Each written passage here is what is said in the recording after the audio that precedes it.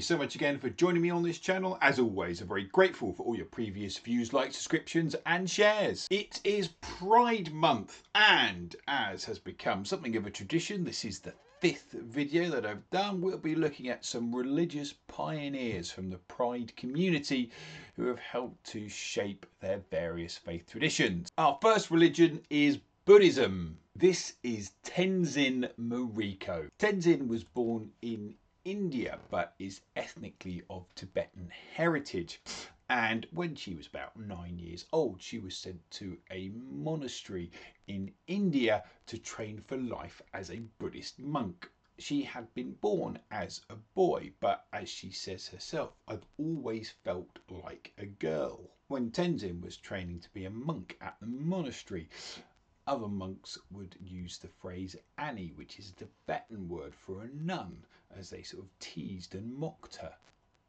She finally came out publicly as a transgender woman in 2015 at a Miss Tibet pageant. Today she is something of a role model, numerous followers on Instagram, and is known as a model, dancer and makeup artist. She has some wonderful words of wisdom. You can't ever be shy about who you are. You have to respect yourself and walk with your head held high. If you can do that, people will never be able to look you down. Very affirming words about being true to yourself. Our next religious pioneer is from Christianity. This is Eve Tushnet, Roman Catholic speaker, writer and author. She was born into a Jewish secular household. That means that they didn't actually practice any of the religious rituals. When she was about 14 to 15, she was aware that she had same-sex attraction. And then when she was in university, she actually converted to the Christian faith. What's really interesting about Eve's journey is that to begin with, she spoke out against same-sex marriage, a teaching that is still held today in the Roman Catholic Church. However, in 2022, she spoke about her regret about having that particular stance, and is now very much in a position where she wants there to be a more inclusive and a more expansive way of the Roman Catholic Church recognising same-sex relationships and legal protection for people who are in loving and caring relationships. Her words of wisdom are this: God offers himself and his ardent love to his gay children, and he offers us as gifts to our churches and loved ones. But Christians have made it unnecessarily hard for gay people to trust in God's tenderness. Thus, even especially gay people who grew up loving God often need to rediscover him, uncovering his hidden tender face. It's a revealing statement, stating how perhaps those in the church have made it difficult for gay people to be accepted. And it also shows how in the Roman Catholic Church, a denomination which traditionally has, well, very, very traditional views on family life, such as marriage, does have those within it who want to see change. Our next group of religious pioneers are all from Hinduism. Hijras is an umbrella term for a group of people who are transgender or intersex. In India, there are roughly 3 million Hijras. 3 million is roughly the population of Wales, so it gives you a sense of the size of the community. Hijras can play a special role in rites of passage in India. So, for example, they might be called upon to be involved in dance and blessings at a wedding or a birth. Despite often being seen as an important part of Indian culture, life for Hijras hasn't always been easy, and that still continues today. Some are still open to persecution and discrimination. Part of that is due to the legacy of the British in the 1800s, when India became part of the British Empire. the British laid down laws that they felt would restrict the hijras because they saw their lives as well a breach of public decency and being incapable of morally changing their ways.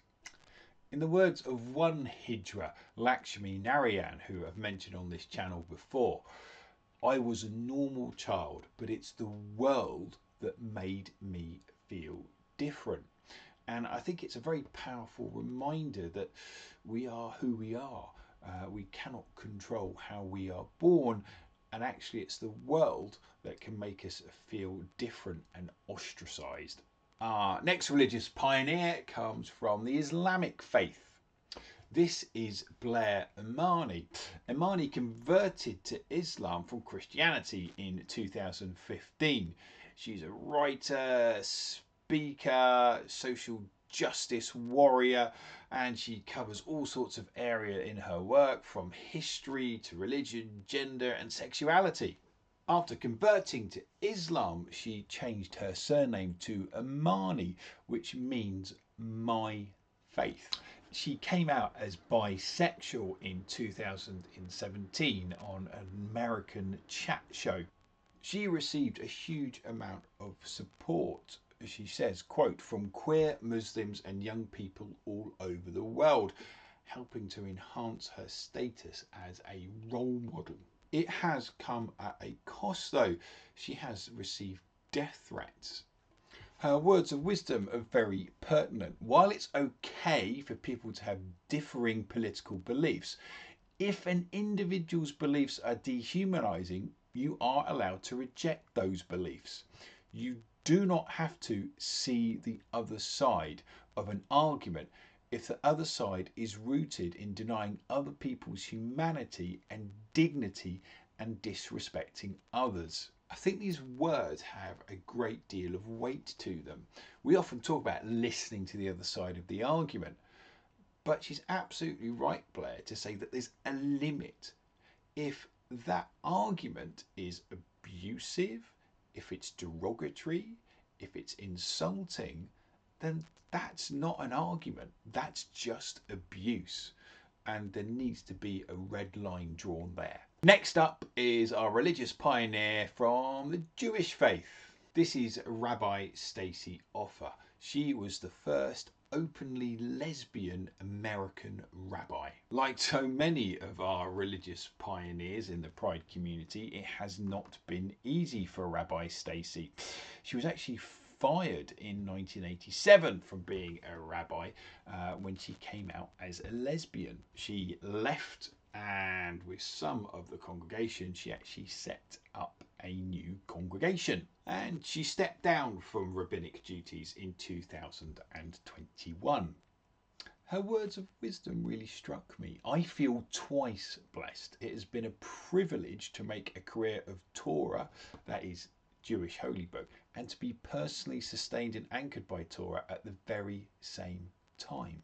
What strikes me is that there seems to be no bitterness as she sums up her career. She doesn't reflect upon how painful it must have been to have been fired in the 1980s simply for her same-sex attraction. She just simply talks about how it's been a blessing to do a job that clearly she loves, and also to be blessed by the holy book that also she loves very much. The two are intertwined. Let's have a look at a pioneer in the Sikh faith. This is Raymond Kaur Methoda. Raymond has a wonderful post about growing up in India in the 1980s in a Sikh community. She says she felt like and was a tomboy, and she was treated very, very well in her family, particularly as she was a very gifted swimmer. In her wonderful blog, she says this, quote, "I was never attracted to any boy I grew up with or met, and I had embraced a life vision and plan which included arranged marriage into a top Sikh family, followed by a storied business and political career in Punjab and India." She emigrated to the United States of America, became a high-profile chief executive officer in many high finance companies in the United States, met her wife, fell in love, and has 4 children. One of the reasons why I felt her story was worth sharing is because she's head of an organisation called Desiree Rainbow. Now, rainbow obviously refers to the pride community. Desi is a word I'd never heard of before, and it's an Indian origins, and it basically refers to Indian people, culture, the diaspora, okay, and anything that comes from that. Very simply, Desi Rainbow supports those members of the pride community and their families from the Indian diaspora. Her words of wisdom are very clear and very simple. If you are not LGBTQ+ and don't have someone like that in your family and community, I urge you to educate yourself. The more understanding we have, I guess, then the greater empathy we will have towards each other. Please be aware as we conclude that obviously for each of our religious pioneers, these are just a snapshot of their lives. It doesn't go into any great depth or detail. It's simply just to give a helicopter view and to celebrate their life and their work. If you are able to like, comment or subscribe, then you are more than welcome to do so. However you celebrate Pride Month, I do hope that it goes well, and I'll see you very soon. Till then, enjoy your learning.